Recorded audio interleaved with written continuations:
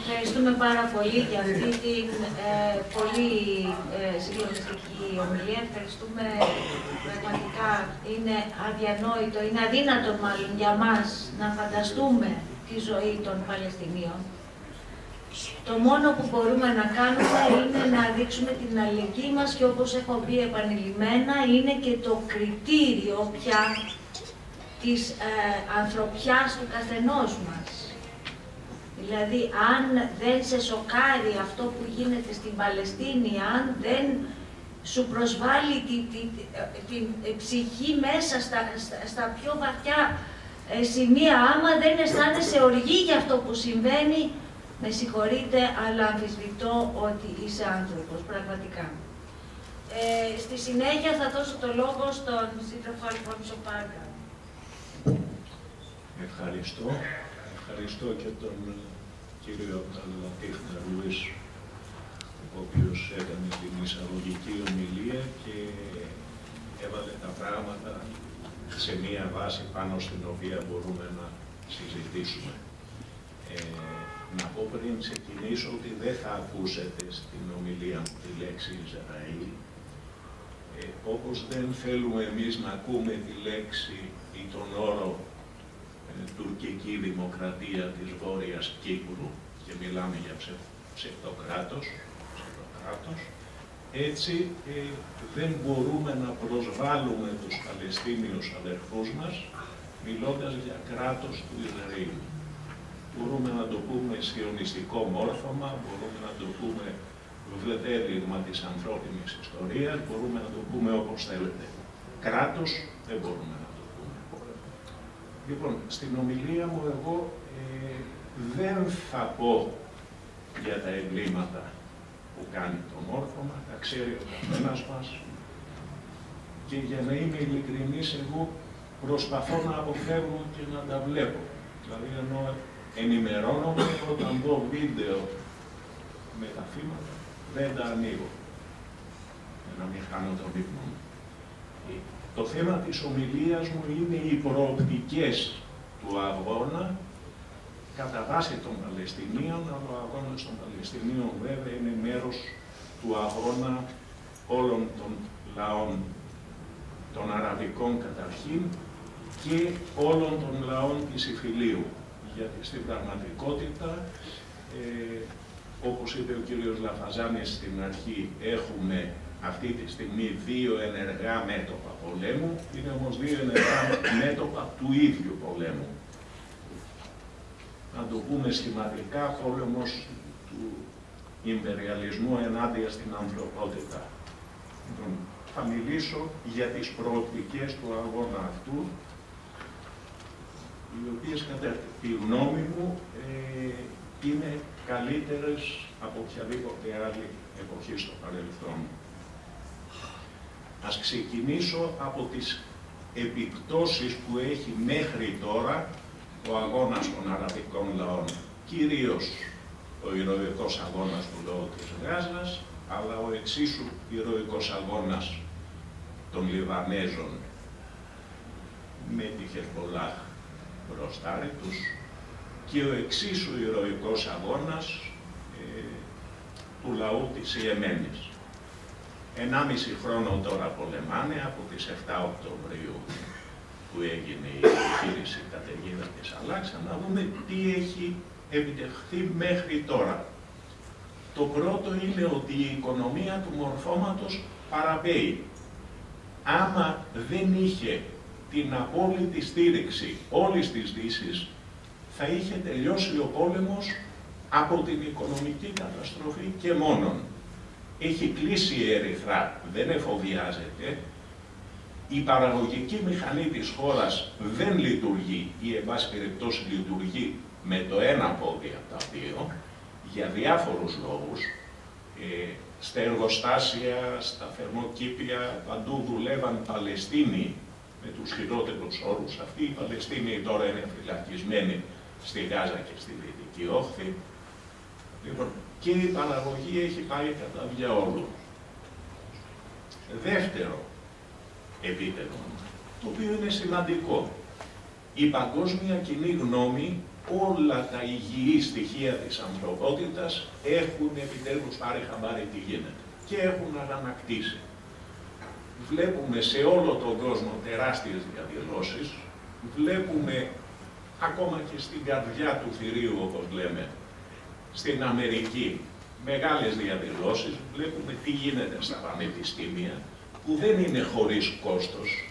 Οι φοιτητές, οι Αμερικάνοι, οι φοιτητές από άλλες χώρες που σπουδάζουν στην Αμερική, ξέρουν ότι το να συμμετέχουν σε μία διαδήλωση μπορεί να έχει συνέπειες. Και κάποιοι το πληρώνουν πολύ ακριβά, αλλά το κάνουν. Αυτό θεωρώ ότι είναι μία κατάκτηση χωρίς επιστροφή. Είναι χαρακτηριστικό ότι οι Γκάλοπ που γίναν δείχνουν ότι ακόμη και οι Εβραίοι έφηβοι της Αμερικής, στην πλειοψηφία τους, όχι είναι κατά του Νετανιάχου, είναι υπέρ της ειρήνης, είναι υπέρ της Χαμάς. Καθαρά και εξάστερα. Κάτι που δεν τολμάει να πει η υποτιθέμενη αριστερά στη χώρα μας.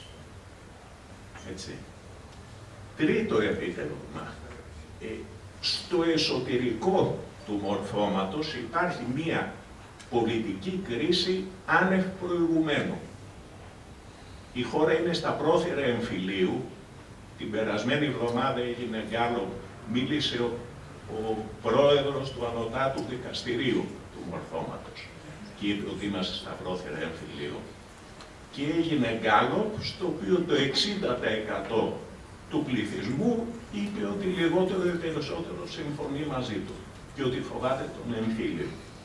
Να ξεκαθαρίσουμε ότι αυτός ο εμφύλιος δεν είναι εμφύλιος ανάμεσα σε αυτούς οι οποίοι θέλουν να σφάξουν τους Παλαιστίνιους μέχρι τελευταίου και σε αυτούς που δεν θέλουν, που θέλουν δικαιώματα για τους Παλαιστίνιους, που θέλουν ισότητα, που θέλουν ειρήνη.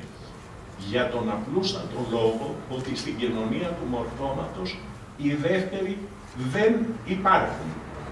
Πλην μιας απειροελάχιστης μειοψηφίας, που είναι κυρίως κάποιοι υπερορθόδοξοι Εβραίοι της Νατουρέη Κάρτα, οι οποίοι και για θρησκευτικούς λόγους λένε ότι το Ισραήλ είναι τέλος πάντων εξέγερση ενάντια στη θέληση του Θεού. Δεν είναι ανάμεσα σε αυτούς ο εμφύλιος.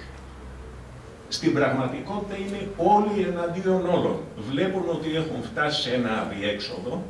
Είναι χαρακτηριστικό ότι αυτοί οι οποίοι κριτικάρουν τον Νετανιάχου, όλη η αντιπολίτευση, κανένας δεν έχει πει ότι δεν κάνει αυτό ενώ θα έπρεπε να κάνει εκείνο.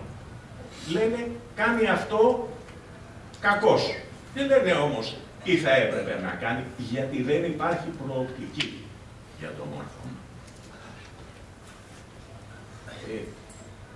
Κλείνουμε τα μέχρι τώρα επιτεύγματα, γιατί βέβαια δεν είμαστε ικανοποιημένοι με το ότι εξετέθησαν οι εγκληματίες ανεπανόρθωτα. Θέλουμε να δούμε το τέλος τους. Και πιστεύω ότι θα το δούμε, αλλά θα το αναλύσουμε λίγο παραπάνω.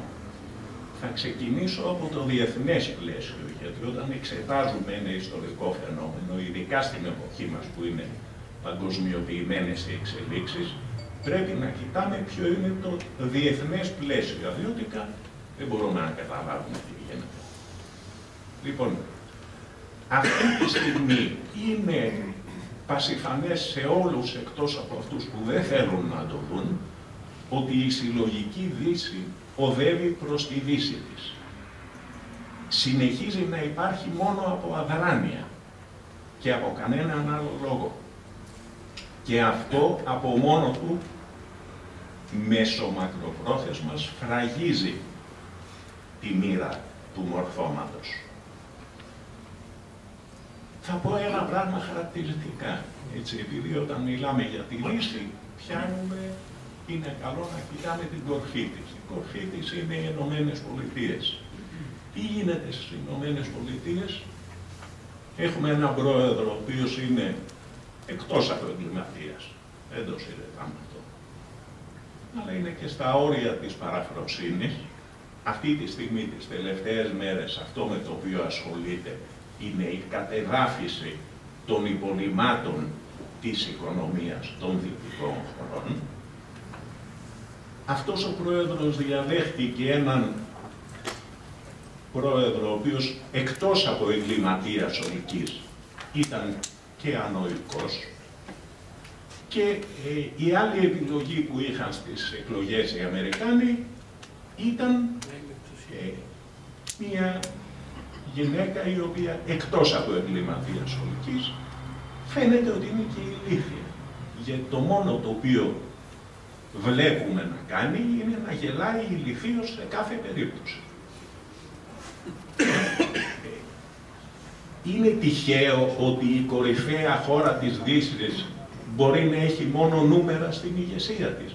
Δεν νομίζω ότι είναι τυχαία. Άμα υπήρχαν οι συνθήκες να έχει έναν σοβαρό ηγέτη, θα τον είχε.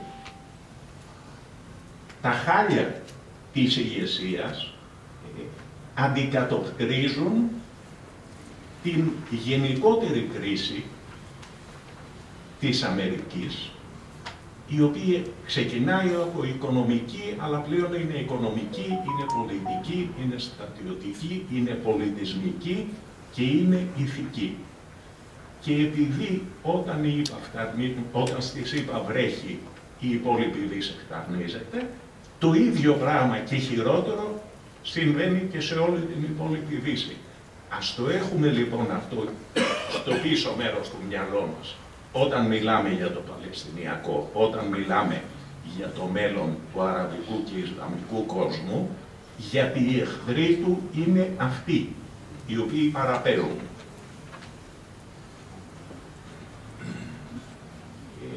Επίσης, τεράστια σημασία έχει το γεγονός ότι πλέον η συλλογική Δύση έχει ιτηθεί από τη Ρωσία στην πρώην Ουκρανία. Να αναφέρω ότι πριν από λίγα χρόνια, 5, μιλούσα με έναν φίλο, οπαδό της ηγεσίας της Ρωσίας, και μου έλεγε, εντάξει, τι περιμένεις να κάνουν, τι μπορούν να κάνουν? Όλη η Ρωσία έχει ένα ΑΕΠ ισοδύναμο με της Ιταλίας. Λοιπόν, η Ρωσία, η οποία έχει ένα ΑΕΠ ισοδύναμο με της Ιταλίας, νικά κατά κράτος το σύνολο της Δύσης. Και αυτό έχει σημασία, γιατί αυτοί οι οποίοι ηττώνται κατά κράτος είναι αυτοί οι οποίοι στην πραγματικότητα πολεμάνε δια αντιπροσώπου του μορφώματος ενάντια στους λαούς του αραβικού και ισλαμικού κόσμου.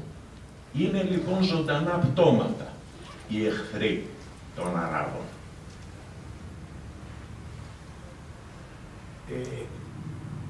Όταν δε οριστικοποιηθεί η ήττα στην πρώην Ουκρανία της Δύσης, αυτό θα τσακίσει ακόμη περισσότερο το ηθικό τους και δεν ξέρω με τι κουράγιο θα πηγαίνουν να βομβαρδίζουν τους Παλαιστινίους ή τους Ιεμενίτες, άσοι που ήδη έχουν αρχίσει και τρώγονται μεταξύ τους οι Δυτικοί.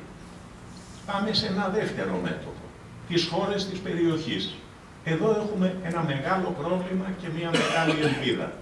Το μεγάλο πρόβλημα είναι τα αραβικά κράτη, με τη φωτεινή εξαίρεση της Ιεμένης, που είναι κυριολεκτικά πάρε τον ένα και χτύπα τον άλλο.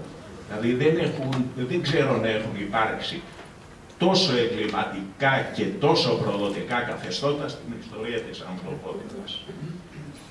Από την άλλη μεριά όμως, ευτυχώς, υπάρχει η Ισλαμική Δημοκρατία του Ιράν, η οποία είναι το αποκούμπι όλων των επαναστατημένων λαών της περιοχής, και υπάρχουν οι διάφορες επιμέρους δυνάμεις του άξονα της αντίστασης, στις οποίες θα αναφερθώ πιο κάτω. Δεν θα μιλήσω για την Ισλαμική Δημοκρατία του Ιράν, παρότι είναι ένα πολύ σημαντικό κεφάλαιο.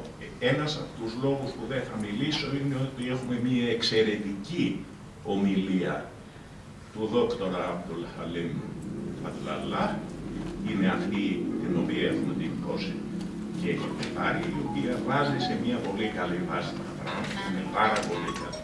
κατατοπιστική και οτιδήποτε έλεγα εγώ θα ήταν άχρηστο μπροστά σε αυτό. Πάμε λοιπόν να δούμε τις μέχρι τώρα εξελίξεις και τις προοπτικές στα τρία βασικά μέτωπα της σύγκρουσης. 4 αν βάλουμε το. Το ένα είναι η Γάζα, όπου ξεκίνησαν όλα σε αυτή τη φάση. Λοιπόν, να πω ότι μιλώντας για τη Χαμάς, από εδώ και πέρα είναι λίγο σχηματικό, κατά βάση αναφέρομαι στις ταξιαρχίες Ιζεντίν Αλ-Κασάμ, που είναι η στρατιωτική πτέρυγα της Χαμάς. Βεβαίως δεν πρέπει να παραβλέπουμε ότι υπάρχουν και άλλες δυνάμεις, μικρότερες, οι οποίες συμπαρατάσσονται και αγωνίζονται μαζί. Μιλάμε για το λαϊκό μέτωπο, μιλάμε για την Ισλαμική Τζιχάντ, μιλάμε για τη Φατάχ Εντιχάντα και για άλλα κόμματα, και υπάρχουν ειδικά στη Δυτική Όχθη και ad hoc ομάδες που σχηματίζονται χωρίς να συνδέονται με κόμματα. Αυτό είναι καινούριο φαινόμενο στην περιοχή. Λοιπόν, στη Γάζα στις 7 Οκτωβρίου του 2023 ξεκίνησε μία επιχείρηση την οποία ελάχιστοι νομίζω θα πιστεύαν ότι μπορεί να γίνει. Σίγουρα δεν περιλαμβάνεται σε αυτούς τους ελάχιστους, παρότι παρακολουθώ νομίζω αρκετά στενά τα φαινόμενα στην περιοχή. Μία επιχείρηση άριστα οργανωμένη, η οποία εκτελέστηκε με άριστο τρόπο, η οποία είχε άριστα αποτελέσματα.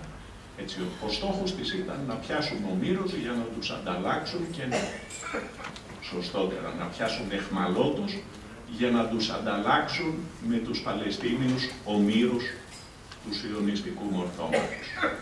Σε αυτό είχαν απόλυτη επιτυχία. Μην ξεχνάμε, γιατί συνήθως το ξεχνάμε, ότι γίναν μάχες οι οποίες διαρκέσαν πολλές ώρες.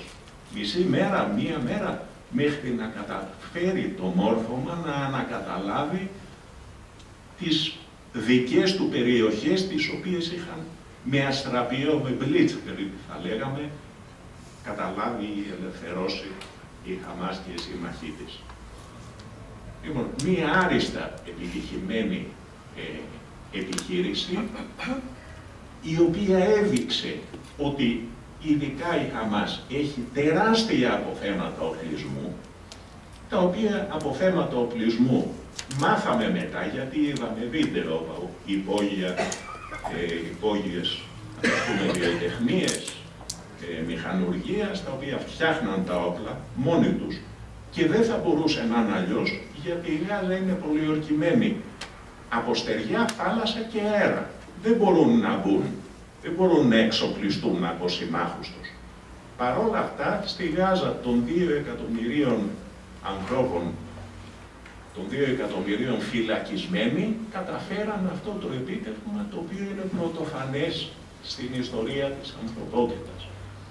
Το μόνο ανάλογο που θα μπορούσε να πει κανείς είναι το εργοστάσιο με τα τουφέκια, το παράνομο υπόγειο των Αλγερίνων κατά την Αλγερίνικη Επανάσταση. Αλλά στην πραγματικότητα δεν υπάρχει καμία, είναι σε άλλο μέτρο τελείως, καμία σύγκριση.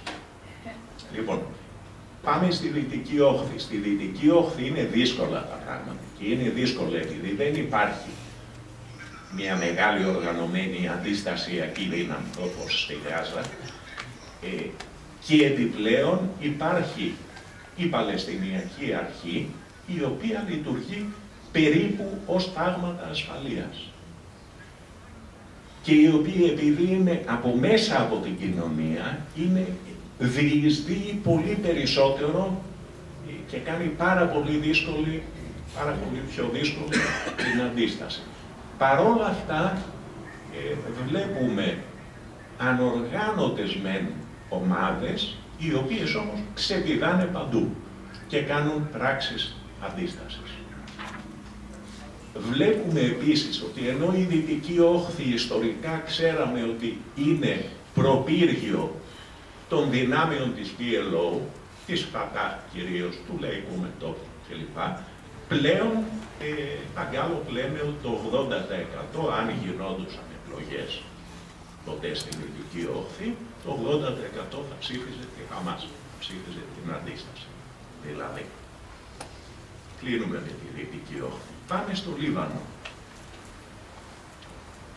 Στο Λίβανο, ο Λίβανος, η Χεσμολάχ, μπήκε στον πόλεμο αυτοβούλος για να στηρίξει με δικές της θυσίες τους αδερφούς της στη Γάζα. Πλήρωσε πολύ βαρύ φόρο αίματος, όπως ήξερε ότι θα γίνει, όμως υποχρέωσε το μόρφωμα να αποσπάσει σημαντικό μέρος των στρατιωτικών του δυνάμεων στο βόρειο μέτωπο και να ελαφρύνει έτσι λίγο το βάρος της Γάζας. Το επίτευγμα εκεί πέρα είναι ότι όπως και στην Γάζα, μετά από 1,5 χρόνο απίστευτων εγκλημάτων, μετά από μερικές δεκάδες χιλιάδες ή εκατοντάδες χιλιάδες, και το Lancet μιλάει για κοντά στις 200.000 θύματα στη Γάζα. Λοιπόν, μετά από 200.000 θύματα ή 50.000, αν δεχτούμε τον επίσημο αριθμό, και μετά από 1,5 χρόνο δεν έχουν πετύχει κανέναν, δεν έχει πετύχει το σιωνιστικό μόρφωμα κανέναν από τους διακηρυγμένους στόχους του, που ήταν η εξάλειψη των υποδομών και της στρατιωτικής δύναμης της Χαμάς και η απομάκρυνση της Χαμάς από την εξουσία. Ούτε το ένα έχει γίνει, ούτε το άλλο. Αντίθετα, αυτό που έχει γίνει είναι ότι έχουμε ένα πλέον αραγές μέτωπο, και αυτό το είδαμε τη μέρα που συμφωνήθηκε η εκεχηρία, που βγήκαν αμέτρητοι μαχητές της Χαμάς στους δρόμους της Γάζας με τις στολές τους και βγήκε όλος ο κόσμος στους δρόμους και τους επεφημούσε.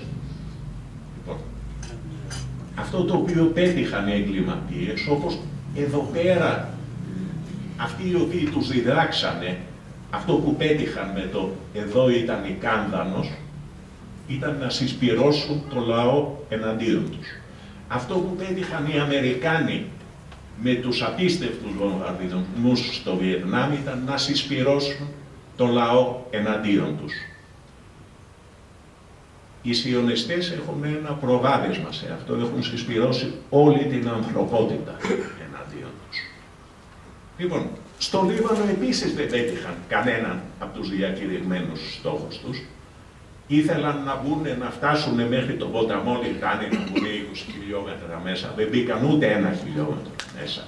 Είχαν μεγάλες απώλειες, τις οποίες δεν ομολογούν, και σε προσωπικό, αλλά κυρίως σε οπλισμό και σε υποδομές, γιατί η αντίσταση, τόσο η Παλαιστινιακή, όσο και η Λιβανέζικη, όσο και η Ιεμενίτικη, όσο και το Ιράν όταν έχει υποχρεωθεί να χτυπήσει, επιδιώκουν να ελαχιστοποιήσουν τα πλήγματα σε ανθρώπους. Χτυπάνε στρατιωτικές υποδομές και εξοπλισμό. Οι απώλειες σε υποδομές και εξοπλισμό είναι συνταρακτικές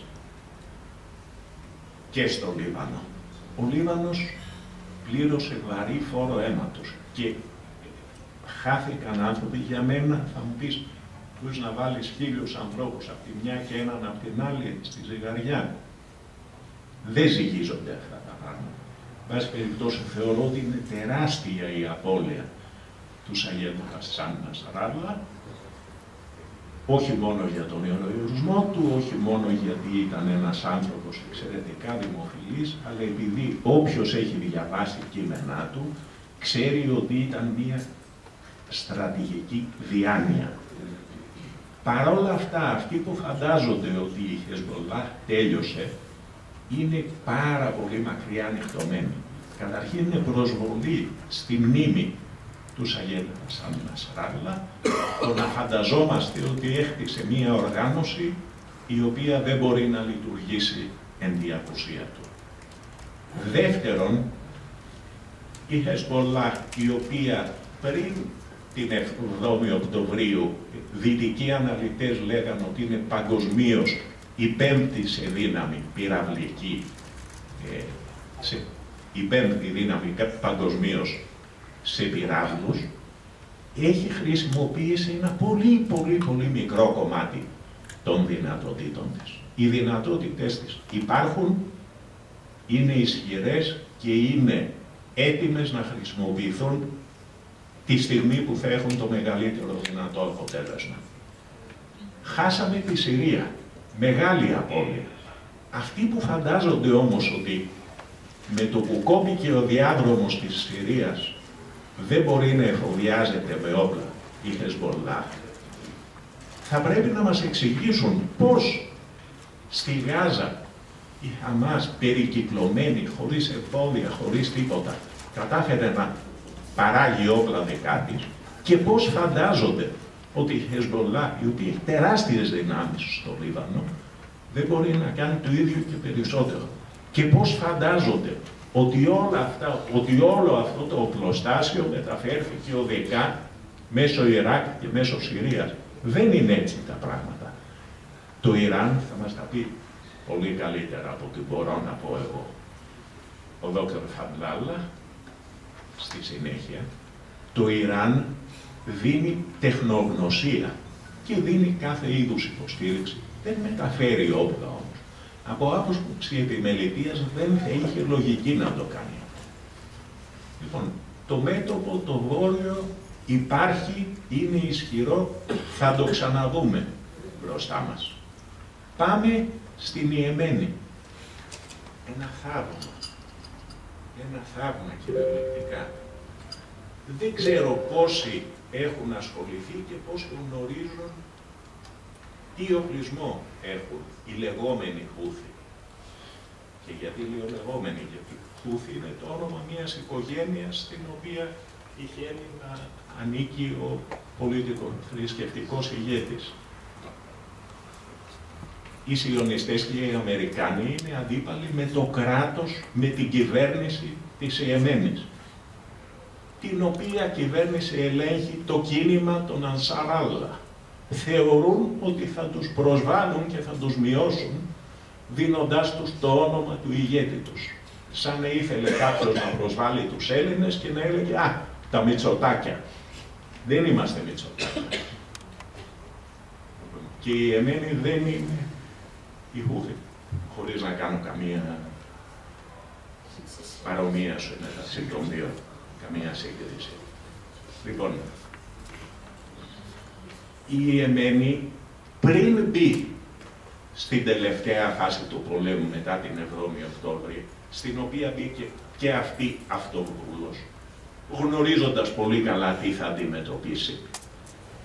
Πριν μπει σε αυτό, πολεμούσε και συνεχίζει να πολεμάει επί 10 χρόνια με τη Συλλογική Δύση, η οποία χρησιμοποιεί ως αιχμή του δώρατος τα εγκληματικά καθεστώτα της Σαουδικής Αραβίας, μιας χώρας η οποία έχει σαν όνομά της την οικογένεια η οποία τη λιμένεται. Έτσι. Σαν να λέγαμε όταν εμείς είχαμε τους Νίντεγκρες, η γλυξμπουργκική Ελλάδα. Λοιπόν, έχουν αυτό το θράσος και αυτή την ύβρη. Λοιπόν, η Σαουδική Αραβία και τα Εμιράτα λειτουργήσαν ως αιχμή του δώρατος ενάντια στην επανάσταση της Ιεμένης. Σπάσαν τα μούτρα τους. Τα θύματα, ο φόρος αίματος, πάρα πολύ βαρύς. Οι εκτιμήσεις είναι ότι είχαν θυσιαστεί 200.000 Ιεμενίτες στον πόλεμο αυτό. Δεν νικήθηκαν. Και ήταν έτοιμοι να δώσουν το παρόν όταν χρειάστηκε. Έχοντας πλήρη γνώση των συνεπειών, αλλά έχοντας και πλήρη γνώση ότι είναι αίτητοι. Βλέπουμε κάθε εβδομάδα, έχει το θράσος ο Τραμπ, βγαίνει και λέει η Ιεμένη, οι Χούθοι, τους οποίους μισεί ο λαός τους. Το λαό τους τον βλέπουμε κάθε εβδομάδα, συγκεντρώσεις εκατομμυρίων επί εκατομμυρίων σε κάθε πόλη της Ιεμένης, συγκεντρώσεις υποστήριξης στην Παλαιστίνη και επομένως στην πολιτική της κυβέρνησής του. Αυτός ο λαός ο οποίος βομβαρδίζεται βγαίνει κάθε εβδομάδα στον δρόμο και λέει τραβήξτε μπροστά. Λοιπόν, αυτό που δεν είναι ιδιαίτερα γνωστό είναι το τι οπλισμό έχει η κυβέρνηση της Ιεμένης.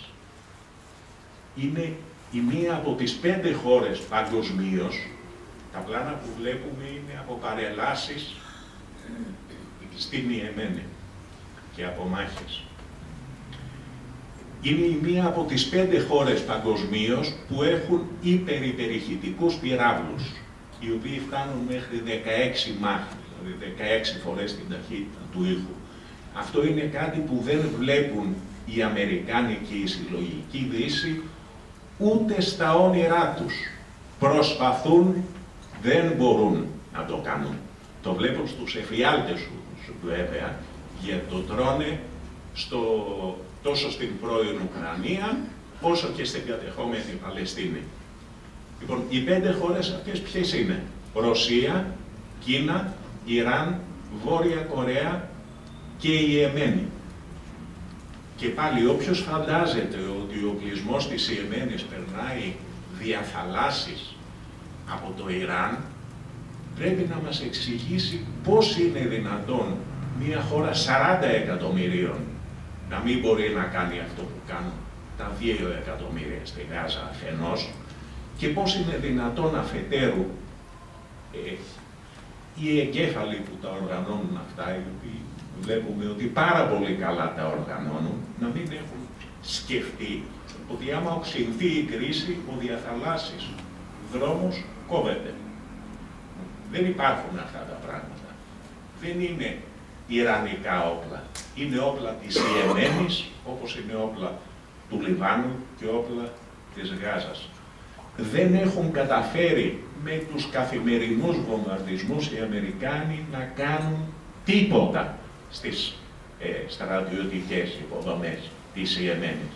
Έδειξε ο Τραμπ, ανήρτησε στο λογαριασμό του πρόσφατα, έναν από τους στόχους, ο οποίος τι ήταν, σε ένα χωριό είχε μαζευτεί σε ένα κύκλο όλοι οι κάτοικοι του χωριού, κάποια γιορτή είχαν, πήγαν, τους βομβαρδίσαν. Αυτό βομβαρδίσουν. Άμαχους, γάμους, στάνες και καμήλες. Αντίθετα, η Ιεμένη καθημερινά τις τελευταίες 2 εβδομάδες πλήττει με πυράβλους και drones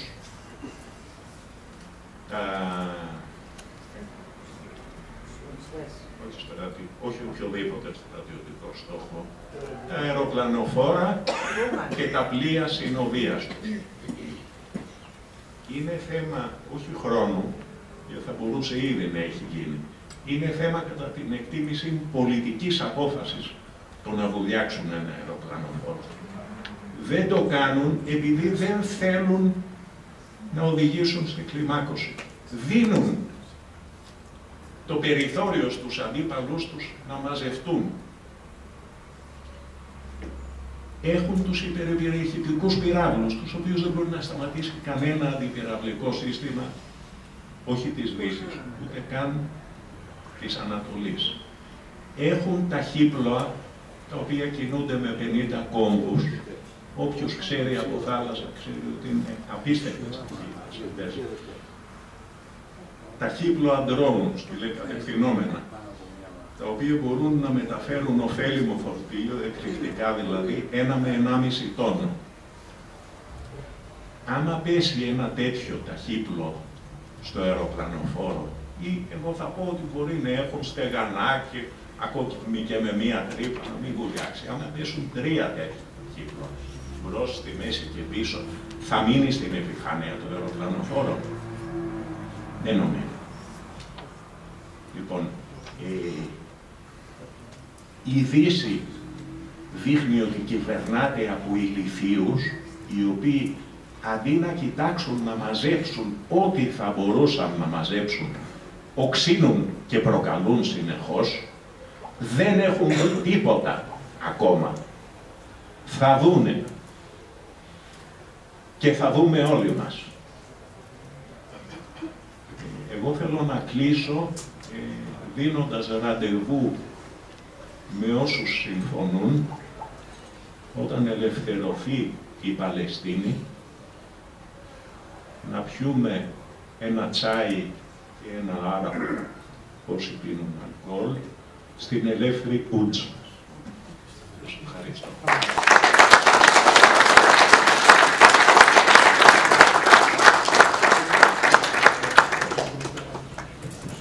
Ευχαριστούμε πολύ. Ήταν μια εξαίρουσα περιγραφική και αναλυτική ομιλία που περιέγραψε την κατάσταση όπως έχει στην Δυτική Ασία αυτή τη στιγμή και κυρίως στην Παλαιστίνη.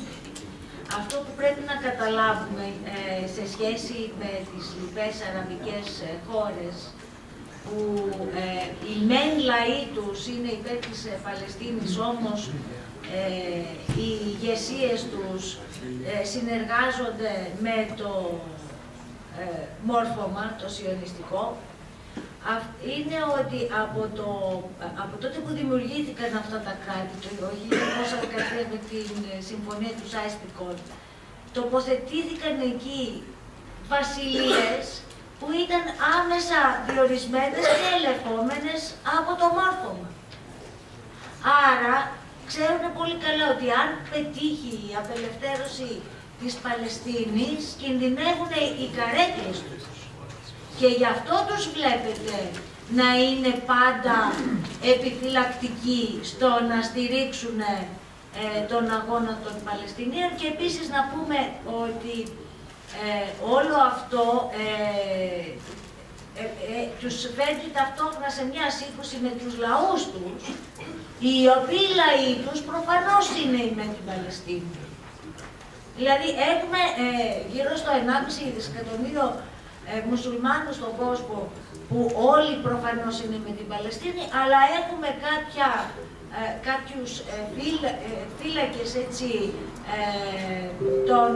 των χωρών αυτών που εμποδίζουν να ενωθεί όλη αυτή η φωνή. Αυτό το είδαμε πάρα πολύ καλά νομίζω και τότε με τον Νασράλα, πόσο όλοι οι Άραβες πραγματικά συγκινήθηκαν και τίμησαν τον μάρτυρα Νασράλα.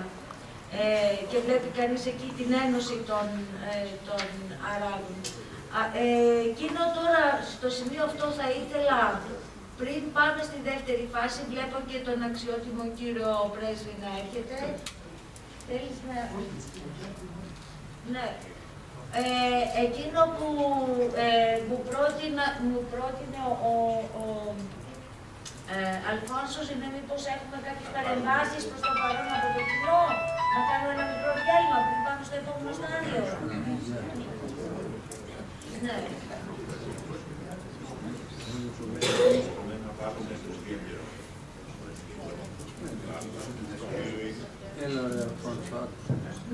Μπορούμε να βάλουμε το βίντεο με την ομιλία του Δ. Φαμπλάλα, για τον οποίο